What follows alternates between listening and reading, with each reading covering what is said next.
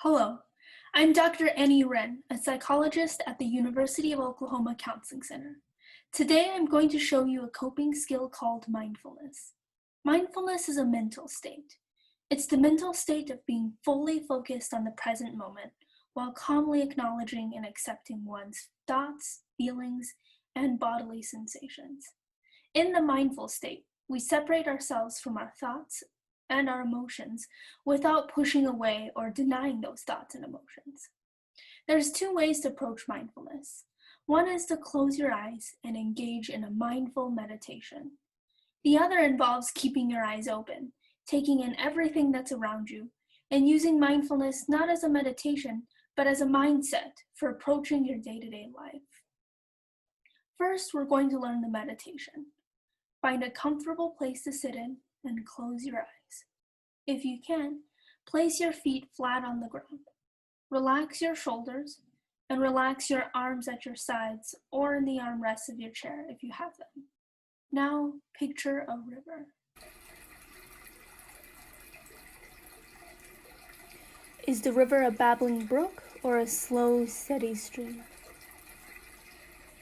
Can you hear the water, or does the river flow silently? Is the water more blue or more green, or somewhere in between? Is the water clear or murky? What is the riverbank like? Is it rocky, comprised of pebbles, sand, or grass? Now picture leaves on the stream. They can all be the same shape or different shapes and sizes. They can be fall leaves, spring leaves, or a mix of both. Now notice your thoughts, feelings, and bodily sensations.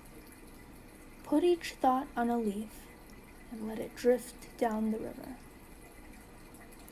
If you feel a sensation such as hunger, put that sensation on a leaf and let it drift down the river. If you have a feeling such as anxiety, put that anxiety on a leaf and let it drift away. We're not pushing it away with effort, like throwing a rock at a river. We're setting it gently on the leaf and letting the natural current of the river take it away without our force. Whether the river flows quickly or slowly, that's okay. We're not shoving anything away, we're just passively letting it go. We don't judge anything that's on the leaves. It's not good, it's not bad, it just is. Some people put their thoughts on a leaf as words on a leaf. For others, it's images, like a picture of what you ate for lunch, or an app icon on your phone. Some people put that icon on a leaf and let it drift away as an image. There's no right or wrong way to do this. Do whatever feels right to you. If you have the thought, am I doing this correctly? Put that thought on a leaf and let it drift down the river too. You are not your thoughts. You are not your feelings. Your thoughts and your feelings are separate from you. They can be on your leaves, they can be on your river, but they don't have to be a part of who you are. Now, I'm going to give you a few more minutes to continue this exercise silently. Put each thing you think or feel or sense on a leaf and let it drift away.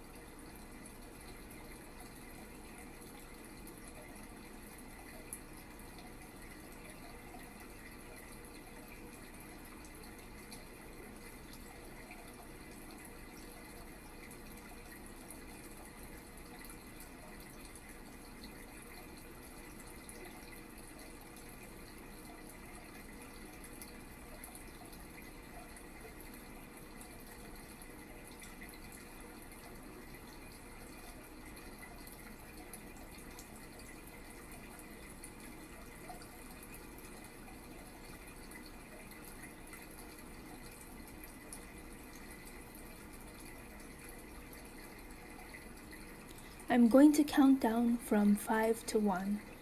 When I get to 1, slowly open your eyes and come back to this video. 5, 4, 3, 2, 1. So that's the mindfulness meditation. You can use it when you need to relax or put some separation between yourself and your thoughts, or yourself and your feelings. The other type of mindfulness is taking the mindful approach while you're doing other activities. What this means is that you don't close your eyes and disconnect from your surroundings. Instead, you do whatever activities you need to do and simply take the attitude of putting your thoughts and feelings on a leaf and letting them drift down a metaphorical river. You really use your 5 senses to focus on what you see, whether it's the professor at the front of the class or the long road you're driving down. Notice the trees around you, the color of the sky. Notice the eye color of the friend you're talking to, or what color their mask is. Focus on the sounds around you, the sensations in your body.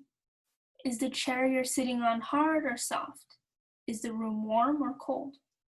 But instead of putting judgments on these things, instead of seeing being hungry during class as a bad thing, just let that hunger be there without judging it as a good or bad thing. It just is. This way of letting go of what you're sensing or feeling helps you set it aside, and then you can deal with that hunger after class when it's a better time to do so. As another example, if you've already weighed the pros and cons of a night out with friends versus getting a head start on a paper and decided to go out with your friends, then while you're out, you take the attitude of letting your paper drift down the river. Otherwise, you'll go out with your friends and think about the paper the whole time. The paper doesn't actually get finished, and you didn't fully enjoy being with your friends. So instead of trying to accomplish 2 goals, you accomplished neither. And that's what mindfulness is here to conquer. It's here to help you do one thing at a time and fully get the most out of that one thing. When you're out with your friends, drift your paper down the river. But when you're writing that paper, take your FOMO and your thoughts of what your friends are doing and drift everything that's not your paper down the river. When you have to do something unpleasant, it only makes it worse to think about what you could be doing instead. If you just focus on your 5 senses and what you need to do and let all the other thoughts drift away, then your job of bagging groceries or doing an assignment you didn't really want to do isn't itself all that bad. It's mainly your thoughts of what you'd rather be doing that makes this thing a bad thing. So if you can drift those other thoughts down the river, you'll actually feel better about what you have to do. Some people try to watch a TV show when they're working on a paper to make the process of writing the paper less grueling, but actually it only, 1, makes you have to spend longer on the paper because your brain power is not being used at full capacity on the paper, and 2, every few seconds you're getting annoyed at your paper again because you're being constantly reminded of how much nicer it would be to just sit back and enjoy the show. The mindful approach to life is to focus on one thing at a time. It actually makes things less unpleasant when you don't think about the other things you'd rather be doing. Decide ahead of time which hours you're going to spend on a paper and which hours of the day you're going to spend with your friends. And then during those hours, just focus on one thing mindfully. Drift everything else down the river. It will improve the quality of both your paper and improve the quality of your friend time. Sometimes the same thought comes up again and again. Just find a new leaf to put that thought on 100 times if you need to. Instead of judging yourself for having the same thought again, just shrug and go, oh, that thought again, and drift it down the river. Just because it's a repetitive thought, or a thought you've already had to drift down the river 100 times today, doesn't make that thought good or bad compared to any other thought you've had to drift away. The thought itself, by itself, isn't good or bad, it just is. Let's talk about a second coping skill that pairs really well with mindfulness. It's called setting a worry time. This time needs to be specific, such as every weekday from 8 to 8:30 p.m., something like that. Try setting a daily or near daily worry time to begin with, and later you can adjust this to fit your schedule and how your worries work. So for example, an hour every other day instead of half an hour every day could turn out to be what you need better. When this time gets here, you need to force yourself to worry as hard as possible. Think about your problems from all angles. If you want to come up with new solutions, you can use this time to do so if you need it. You can also use this time to get a good cry in if you need it. Sometimes, and for some people, crying helps relieve stress and relieve the tension from your body. The important part is that you worry. During the rest of the day, whenever you have a worry, you're going to drift it down the river and tell yourself to save it for your worry time. Most of the time, things are not urgent. Solutions won't come in a timely manner, and thinking about something during class doesn't make a difference compared with saving it for after class. Also, thinking about something for 8 hours a day doesn't produce new solutions or better solutions than thinking about it for 8 minutes.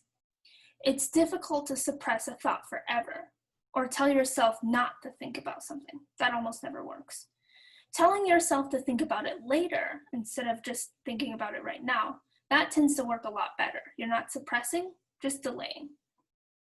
It's important that when the worry time arrives, that you do worry. Don't tell yourself that you don't feel like it and skip it for the day. The reason for that is because the next time you tell yourself to save something for your worry time, you won't trust yourself because the worry time may or may not happen. If your future self seems unreliable to your past self, then you won't be able to set your worry aside like you need to.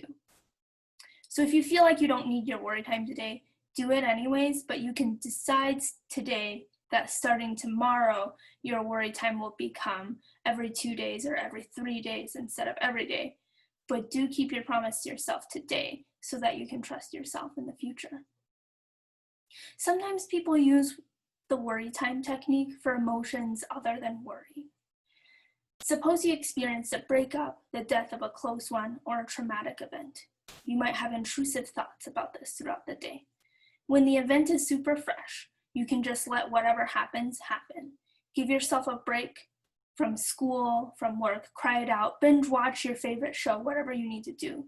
But when you're ready to start getting back to your life, use the worry time technique to set aside time in your day to process this event. Thinking about it for 8 hours a day doesn't erase what happened, and dwelling on it can't prevent it from happening again. Never letting yourself laugh again isn't what the person you lost would have wanted you to do. Think about how you want to spend your life. Then go do those things and do them mindfully.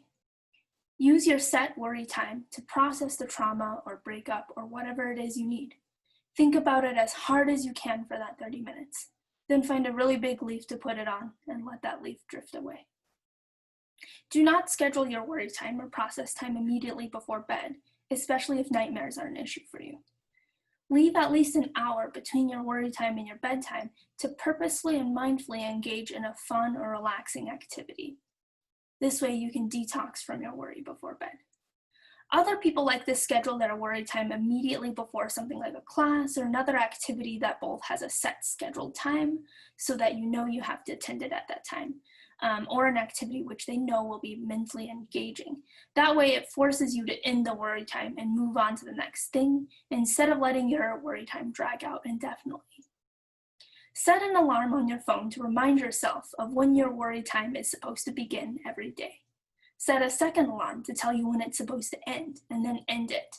If your worry time is from 8 to 8:30, then every worry that happens at 8:31 should be saved for tomorrow's worry time. Don't get frustrated if this doesn't decrease your worry throughout the day immediately. Even long term, everyone, even the most healthy people, have negative thoughts. It's just a difference between whether you choose to let that negative thought last for 1 second and let it drift away, or whether you let it eat your brain for the rest of the day. Don't get discouraged if it doesn't feel like it's working right away. Even a little bit of progress is worth celebrating. Just like learning a new sport or a new musical instrument, you won't go to the pro league on your first day. All new skills, including new thinking skills and new approaches to life, take time to learn. If you have the internal resources, such as patience, to dedicate 4 years of your life to college, then you can definitely be patient with yourself for a few months while you learn this. Did you learn something from this video? If so, the most important thing is to practice this coping skill as often as you can. The second most important thing is to share it with all your friends who would benefit from mindfulness.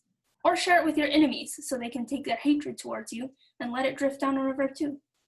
The last thing is to like and subscribe so you get notified when new videos are posted.